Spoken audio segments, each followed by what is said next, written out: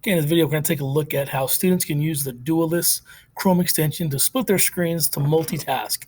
In this scenario is going to be a lesson here in Google Classroom where the students are required to watch a video and take notes. So what Dualless will allow you to do, the student to do, was to split the screen into two separate windows where they can see a video and type notes on a Google Doc at the same time. So this sample lesson right here says George Washington lesson video and notes. We're going to open that up. And we have the video right here, and we have the note-taking document here. So what I'm going to do first is open up the note-taking document in a separate tab. Then once it's open, I'm going to go back to Google Classroom and then open up the video. Let me go ahead and pause that really quick.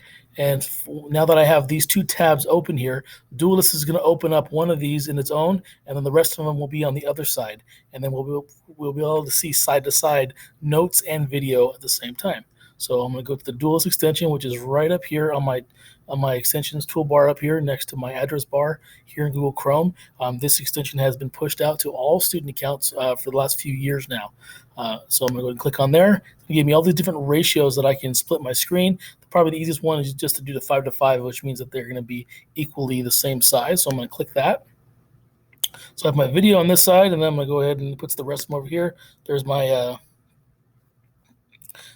note-taking document. So as a student, I can push play, watch the video here while I am typing notes while the video is playing.